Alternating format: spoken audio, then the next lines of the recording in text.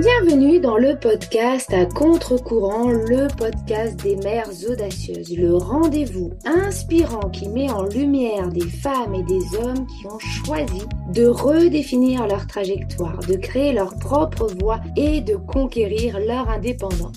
Je suis votre hôte, Nathalie Grimaud-Morvillet, et je suis honorée de vous accompagner dans ce voyage extraordinaire. Après plus de 15 ans en tant que salariée dans le domaine du marketing digital et après 4 discriminations à la maternité, j'ai décidé de prendre mon indépendance pour mieux profiter de mes enfants sans renoncer à ma carrière professionnelle. Avec la tribu digitale, j'aide désormais les parents à en faire de même. Dans ce podcast, à chaque épisode, nous vous présenterons des histoires captivantes de mères audacieuses, de pères engagés, mais surtout de parents déterminés qui ont trouvé le courage de se réinventer pour mieux concilier leur vie personnelle et professionnelle. Qu'il s'agisse de maman, de papa ou de famille, notre podcast est un espace où chacun peut trouver une source d'inspiration, de conseils et de perspectives pour embrasser un avenir empreint de flexibilité, d'épanouissement et de conciliation ainsi que de succès. Si vous êtes à la recherche de nouvelles manières de penser et ou de travailler ou encore d'astuces, c'est le podcast qu'il vous faut. Prenez dès à présent votre boisson préférée et c'est parti. Retrouvons-nous dans le nouvel épisode du jour. Bonjour à toutes et à tous et bienvenue dans notre podcast à contre-courant, le podcast des mères audacieuses. Aujourd'hui, nous allons passer du rêve d'enfant à la réalité de femme, car souvent, lorsque nous sommes enfants, nous imaginons notre vie d'adulte. Je ferai ceci ou surtout je ne ferai pas cela. Mais la vie n'est jamais comme nous l'avons prévu. Et dans ce nouvel épisode, je reçois pour en parler Angela, une femme qui enfant ne rêvait ni de prince charmant, ni de maison pleine d'enfants. Son objectif était clair, vivre pour elle, s'accomplir, voyager et travailler. Mais la réalité, comme souvent, a bousculé ses plans.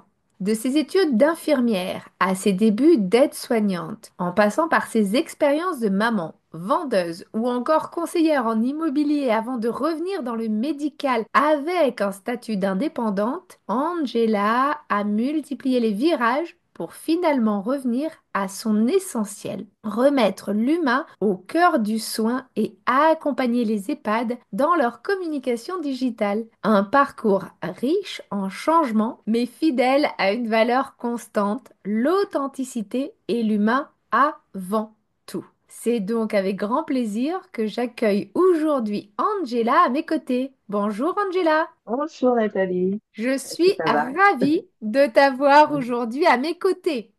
Moi aussi, je suis très contente. Alors, pour commencer, est-ce que tu peux te présenter à celles et ceux qui nous écoutent? Oui, donc du coup, je suis Angela, j'ai 47 ans et demi. J'aime bien compter les vies.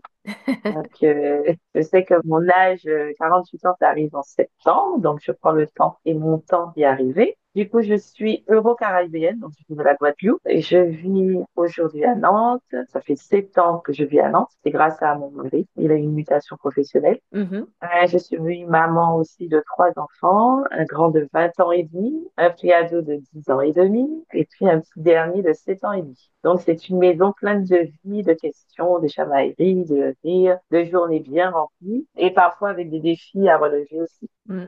Donc, voilà. Professionnellement, je suis social media manager et aussi aide-soignante indépendante. Donc, j'ai toujours été guidée par une chose, c'est le lien humain. Et aujourd'hui, j'interviens dans différentes structures, des EHPAD, des établissements hospitaliers et partout aussi. Donc, j'ai constaté qu'il y a un vrai besoin, parfois urgent en termes de communication, de digitalisation, de lien entre équipes, présidents, famille. Et donc, du coup, j'ai décidé d'unir mes deux casquettes, le soin et le digital, pour proposer un accompagnement à la fois humain et stratégique. Donc, c'est un objectif principal, c'est d'aider ces structures à retrouver du sens dans leur communication, à mieux valoriser leurs professionnels, à renforcer des liens avec les familles, à redonner une voix aussi aux résidents. Donc, on peut moderniser sans déshumaniser. Ouais, c'est ce que j'essaye et que je m'efforce à faire. Donc, voilà. Donc, pas mal de choses, effectivement. En tout cas, deux métiers qui se complètent bien, deux compétences qui te permettent aujourd'hui d'apporter, comme tu le dis, de l'humain, mais aussi, en fait, du lien lien grâce au digital et grâce à la communication que tu proposes aux différents établissements, hein, EHPAD, établissements hospitaliers, etc.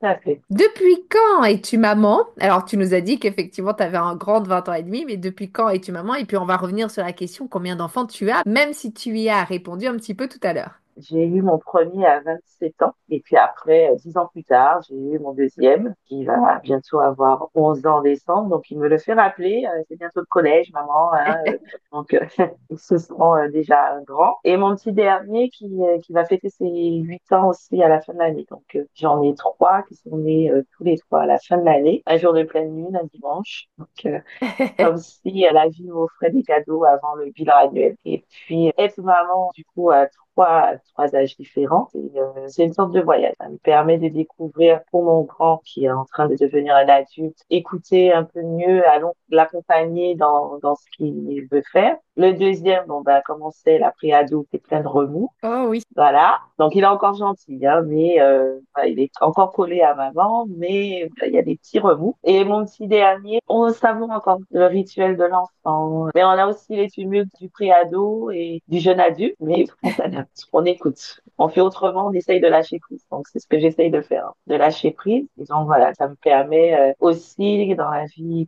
professionnelle, de jongler pareil par rapport à ce que je vis en tant que maman, avec des émotions, des devoirs, des câlins, des silences. Ouais, ça permet de faire un accompagnement et d'être une communicante un peu plus contre que ce que on pense devenir en tant que maman. Donc, voilà, c'est un grand challenge de tous les Ah jours. oui, c'est clair, je te comprends, puisqu'effectivement, bon, moi j'en ai quatre, mais finalement, ils Mm. sont à peu près des mêmes âges que les tiens. Et donc, Oui. effectivement, comme tu le dis, les challenges sont pas du tout les mêmes entre bah, le grand, qui justement maintenant est installé à Nantes, hein, comme tu le sais, les deux, Mm. on va dire, ados, pré-ados, qui sont au collège et lycée, et puis qui commencent à prendre leur indépendance. Et puis la petite Mhm. dernière, un peu comme toi, qui aime bien faire les câlins, mais aime bien aussi suivre les grands. Du genre, moi aussi, je suis capable de. Oui, c'est ça.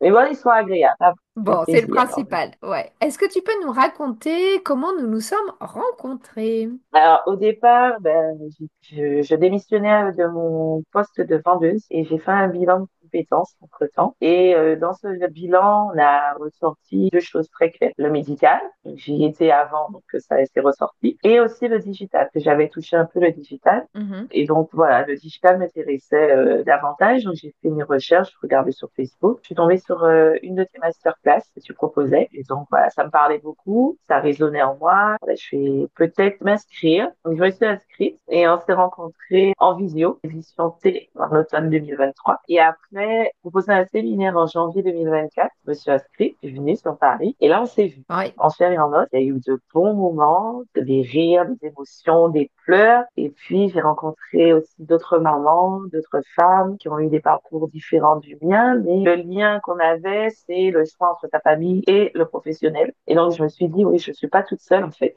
J'ai le même dilemme. Et puis, on s'est rencontrés récemment, bah, à Nantes, autour d'un café. On a discuté et tout. Que, voilà, c'est des connexions agréables et sincères. Et oui, effectivement, c'était très chouette de te voir en vrai lors de notre séminaire annuel que l'on fait en physique, parce que tout se passe en distanciel habituellement. Alors même si on se voit dans les visios, c'est différent de se voir en vrai et de se voir dans les visios. Et puis comme tu habites aussi pas loin de la nouvelle ville où habite mon fils, chaque fois que je vais à Nantes, je laisse toujours un petit message dans notre club d'alumni pour dire: Eh oh les mamans nantaises, si vous voulez qu'on se voit, c'est le moment. Enfin, Et c'est toujours des très très bons moments en plus en petits groupes parce que forcément tout le monde n'est pas forcément disponible quand je viens et c'est toujours des bons moments où chacune peut partager, échanger et créer de vrais liens.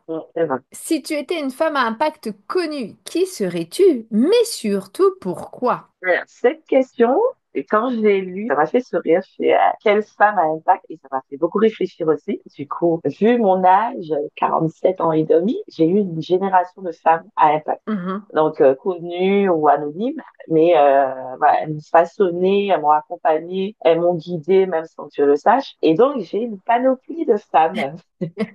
Donc, déjà, j'ai Angela Davis, qui a le même prénom que moi. Mon père a voulu m'appeler par Étienne. C'est vrai qu'elle a cette force intellectuelle, elle est très militante, enseignante. Donc, je milite aussi quand je travaille dans certains établissements. Après, j'aime beaucoup Aretha Franklin, Whitney Houston, parce qu'elles ont une puissance de voix, mais c'est pas que ça, quoi. Donc, leur façon de faire et la façon dont elles ont chanté au niveau militant, elles ont montré leur existence. Après, il y a aussi d'autres chanteuses, Beyoncé, Alicia Keys, Lauryn Hill, sont des jeunes femmes puissantes, brillantes, et elles ont aussi cette vulnérabilité Mhm. qui montre un peu ce côté entier et complexe et libre à la fois. Et aussi, il y a Lady Di qui a marqué un tournant dans ma vie personnelle. Parce que quand je me suis apprêtée à devenir fille au père à Londres, quand j'avais une vingtaine d'années, comme tout le monde le sait, elle a eu un accident au pont de l'Alma. Ouais. Et moi, 2 jours après, je partais à Londres. Donc, c'était assez bouleversant. Et donc, je trouvais qu'elle a incarné une forme de fragilité, de générosité aussi. Elle transperçait les codes. Après, on a Whoopi Goldberg. J'ai vu dans La couleur pourpre. Mhm. Ça vaut la peine de le voir. J'ai aussi certaines écrivaines, comme Charlotte Schwarzbach ou Marie Scondé, vraiment montré en tant que femme euro-caribéenne une mémoire vivante, en fait, par rapport à leur écrit. Il y a Christiane Taubira avec ses gifles poétiques et cette révolte élégante, et Simone Veil qui nous a permis et qui s'est battue pour nous en tant que femme, même si indirectement elle a joué un rôle pour moi, mais elle s'est battue pour qu'on puisse devenir femme et choisir un peu pour notre dignité et ce qu'on veut en fait, où on veut, Mhm. quand on veut. Et puis Michelle Obama, son unité, sa pose tranquille. Marilyn Monroe, je n'étais pas encore née, mais elle a montré ce côté féminin, cette douceur qui n'était pas une faiblesse. Et Mhm. voilà, on est femme. Et puis Thatcher, Madame de Fer, Angela Merkel, elles ont montré ce côté dur, ce côté dominant, cet univers de domination en politique. Donc toutes ces femmes ont été des repères, des modèles, des guides invisibles. Mais voilà, je suis un peu ce cœur de femme qui m'a permis de construire mon monde. Donc voilà, ça fait beaucoup de femmes, mais Effectivement, tu as eu du mal à choisir, mais chaque femme est justifiée. Et donc finalement, tu es un peu chacune d'elles, peut-être dans ta manière d'être, de voir la vie. Peut-être que tu as puisé aussi chez chacune d'elles un peu de ta force aujourd'hui. Bon, pour entrer dans le vif du sujet, est-ce que tu peux nous parler de ce que tu imaginais lorsque tu étais petite fille pour ton avenir? Quelle vision tu avais de la réussite et puis de ta vie d'adulte? je voulais être hôtesse de l'air, donc pas forcément faire des vols réguliers, mais c'était des longs courriers dans une grande compagnie, pas forcément française, mais voilà, je voulais parcourir le monde, refaire le monde en quelque sorte, à moi toute seule. Imaginez aussi d'être dans un bel appart ou une maison avec jardin, femme de ménage, chauffeur.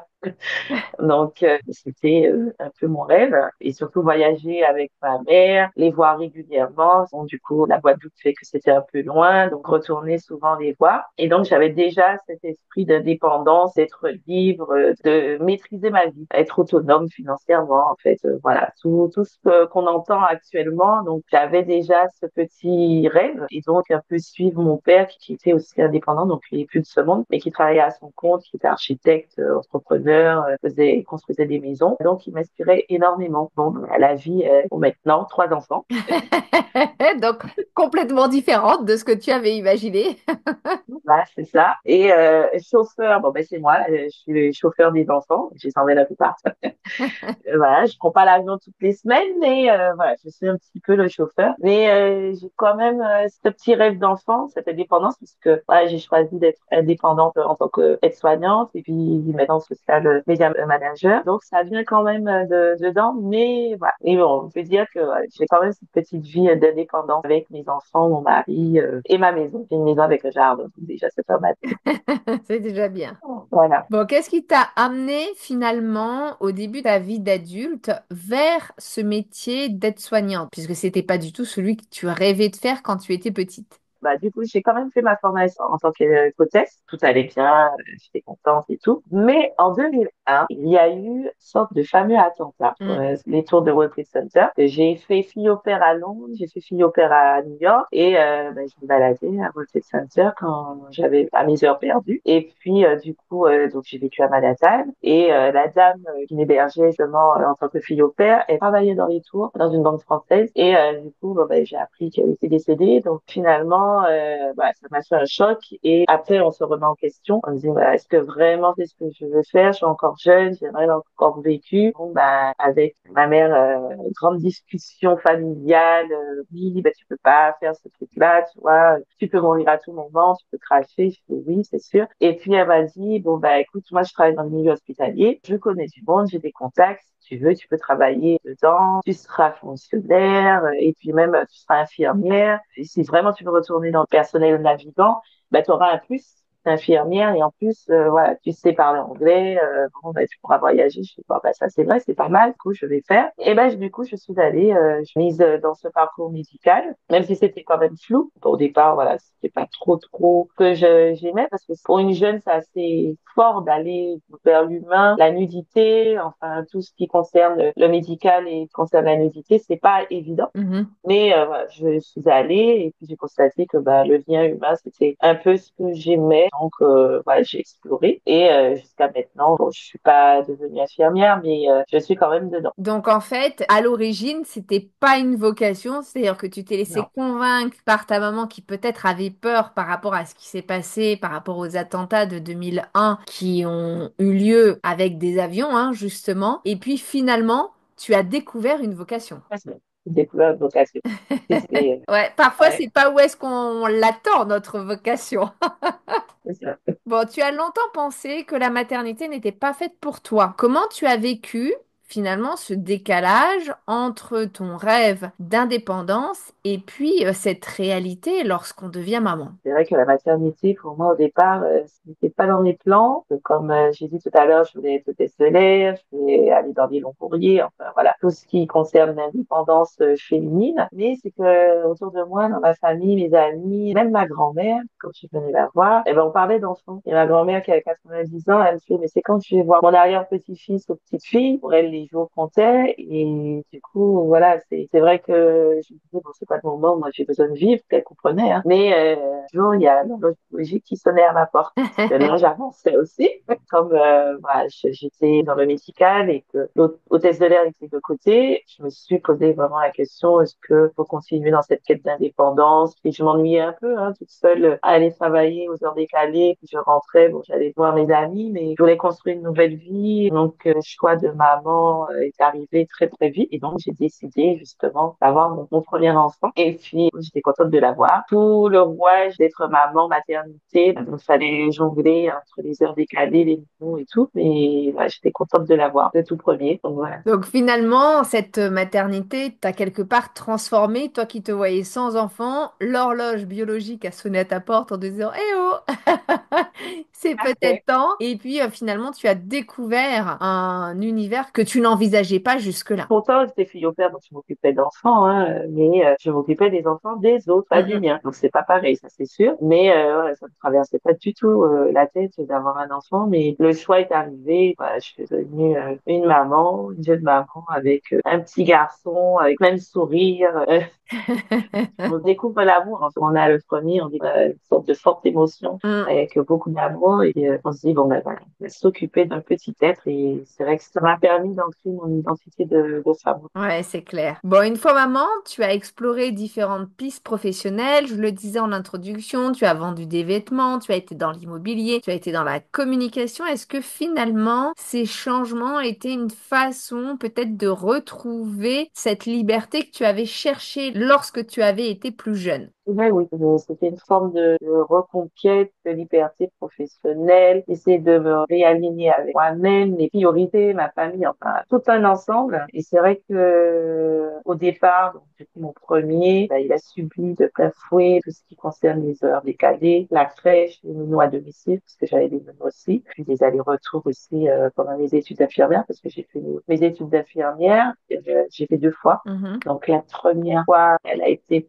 très difficile la première année. Mon père, il a eu un AVC ischémique, donc c'était assez grave. Que j'ai pas pu partir à son chevet. En plus, mon petit, qui est devenu grand maintenant, il avait 9 mois et demi, il avait le RGO, l'apnée du sommeil. Enfin, il m'a tout fait. Bronchiolite à répétition. Et ma mère qui était avec moi à ce moment-là, elle devait se faire opérer du dos. Une opération assez lourde. Donc, j'avais tout en même temps et je devais jongler entre les stages, mes études, les parents, mon bébé. Donc, c'était épuisé première année. année. La deuxième fois, j'ai fait mes 3 années. Mhm. Tout s'était bien passé, j'étais à fond, il était un peu plus grand aussi, grand, et j'ai allé jusqu'au bout, j'ai fait mon mémoire, mais finalement j'ai manqué de 2 points. C'est beaucoup de frustration, hein, un échec, bon, c'est vrai que quand on a un échec, c'est pas facile, beaucoup de remises en question. Après, je me suis sentie un peu éparpillée, je n'étais pas alignée, je n'avais plus à retrouver ma place, donc j'ai privilégié la famille. Que après, je me suis mariée, j'ai eu mon deuxième, je me suis mariée, mon troisième, et donc j'en avais plus que marre du médical, d'aller voir autre chose, quoi, l'immobilier, la vente et la communication. Et j'avais surtout envie d'être là pour mes enfants, Mhm. et parce que je n'étais pas souvent là. Et c'est mon troisième qui est né prématurément à Nantes avec une pathologie cardiaque. Donc c'était assez compliqué aussi pour lui au début et qui m'a remis dans le droit chemin, on va dire, avec le côté essentiel. Est-ce que je privilégie la vie professionnelle ou ma vie de maman en laissant maintenant il va bien, hein, il fait du foot et tout, mais voilà, j'en ai parlé avec mon mari, j'ai dit que j'avais ce sentiment de devenir un peu plus indépendant professionnellement. Bon ben comme tous les maris, hein, ils ont beaucoup de doutes. Hein. Est-ce que tu vas y arriver? Est-ce que tu vas tenir le coup? Et donc il a vu ma détermination, qu'il le voit actuellement. C'est vrai que c'était avec des hauts et des bas, mais voilà, il a su avoir confiance en ce que je disais. Et voilà, maintenant, je suis aide-soignante indépendante, social media manager. Donc, on peut dire que je suis une femme, comme on dit aux Antilles, un potomie. Ouais, ça t'a permis, même si voilà, t'as bifurqué, t'as testé, t'as été aussi soumise, on va dire, aux imprévus de la vie, hein. On se passerait bien de problèmes médicaux ou d'autres types de problèmes. Malheureusement, ça fait aussi partie de la vie. Et puis finalement, maintenant, on va dire, sur un chemin qui te plaît. Au quotidien, quand tu gères justement les personnes en EHPAD, que tu les accompagnes, qu'est-ce qui te touche ou quels sont les retours qui te touchent le plus? Et puis comment tu aides aussi au quotidien ces personnes souvent abandonnées par les proches, la famille, même la société, à sortir de leur solitude au quotidien?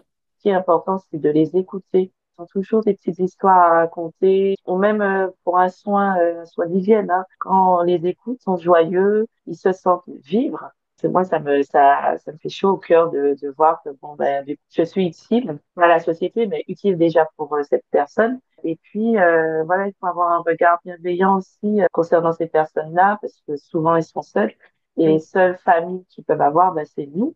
Puis, pareil avec les collègues, quand je les rencontre et que, surtout le temps dans le faire, faire, faire, comme moi je fais, le fait d'avoir un regard extérieur, bon, ben, ils se sentent un peu plus utiles aussi et plus vivants d'une certaine façon. Ça me permet d'humaniser, en fait, le côté soin qu'on peut faire et même aussi au niveau de la direction, quand je les vois, je leur dis ben, ce que je fais en plus. Donc, ils apprécient, ils ont des étoiles dans les yeux, ils font, wow, c'est génial. C'est vrai qu'on n'a pas pensé à ça, mais c'est vrai qu'on peut quand même faire quelque chose d'un peu plus vivant Mhm. et montrer aussi au monde ce que c'est vraiment réellement un EHPAD. C'est pas juste un établissement, un foyer de vie et puis on a parqué des personnes, mais voilà, il y a une vie qui se fait et ça permet de montrer autrement une structure.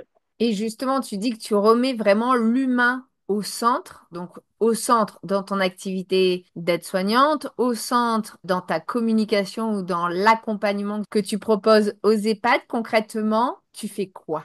Alors, concrètement, quand je dis que je remets l'humain au centre, j'essaye de montrer tous les silences qu'il peut y avoir, les histoires aussi. Il faut aussi se rendre compte que dans les établissements, dans ces structures-là, eh ben, on est entouré de femmes. Mhm. On entend beaucoup des infirmières, des aides-soignantes, des animatrices, des agentes de service, des directrices, des cuisinières. Donc, on trouve des hommes, hein. Mais ils sont minimes. Même les résidentes. Il y a beaucoup plus de femmes que d'hommes dans les résidents. Elles sont âgées, elles sont oubliées. Et en fait, ce sont des femmes qui ont plein d'histoires. Bah, j'ai envie de remettre au bout du jour bah, leur histoire, ce qu'elles ont fait avant, qui elles ont aimé, parce qu'elles ont eu des amours ou un amour, comment elles ont été élevées, comment elles ont élevé leurs enfants, est-ce qu'elles ont été résistantes aussi, comment elles ont construit leur vie. Donc, ce sont des bibliothèques vivantes. Et pareil aussi pour le personnel soignant où ont aussi des histoires, ils ont vécu des choses dans les milieux hospitaliers, pas forcément dans des structures-là, mais elles ont vécu des choses et il faut pas les oublier. C'est hyper important d'entendre leur voix, tout le temps entendu. Et donc, Mhm. c'est pour ça que je veux remettre l'humain au centre. Alors justement aujourd'hui, si tu avais un conseil à donner à une femme qui, par exemple, souhaiterait changer de voie parce que soit elle a fait fausse route, soit finalement elle se rend compte que c'est pas sa vocation, soit finalement elle n'arrive pas à aligner sa vie pro et sa vie perso, qu'est-ce que tu lui dirais?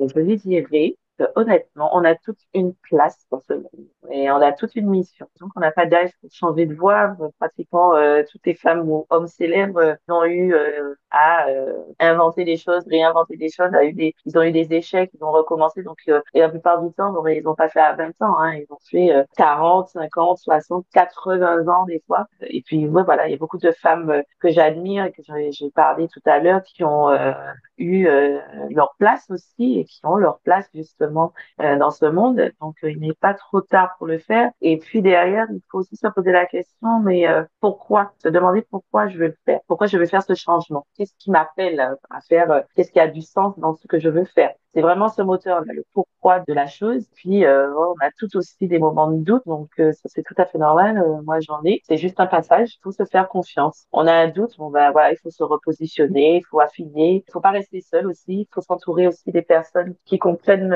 notre chemin et qui nous élèvent. Petit conseil très simple, que je le fais aussi. J'ai plein de cahiers où j'écris des choses, tout ce qu'on a déjà accompli, tout ce qu'on a traversé, tout ce qu'on sait faire, tout ce qu'on ne sait pas faire mais qu'on voudrait améliorer. Regardez aujourd'hui où on est. Et c'est ça qui permet de vivre un chemin incroyable. Et c'est surtout aussi s'aimer, se respecter, s'écouter et oser être soi. Waouh, en tout cas de superbes conseils. Merci beaucoup, Angela. Pour terminer cette interview passionnante, est-ce que tu as une réussite ou un moment à nous partager en relation avec le sujet du jour?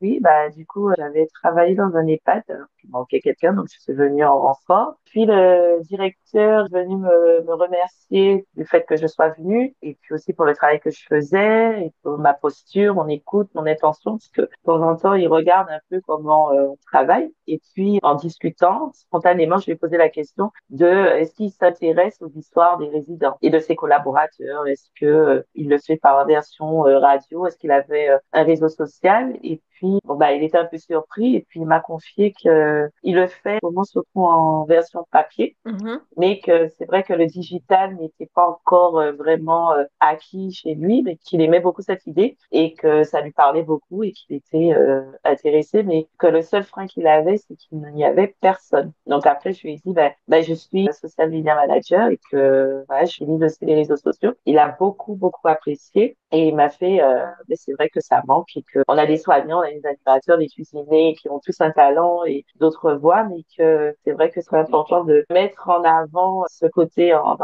dans leurs réseaux sociaux et que la porte était ouverte du coup pour que je puisse marquer ce lien. Et donc voilà, c'est une forme de réussite, une sorte de déclic, c'est sûr. Mais quelqu'un qui réalise que on pouvait faire autrement, qu'on pouvait parler de l'humain autrement que en version papier. Donc voilà. Bon, bah, c'est Euh, chouette.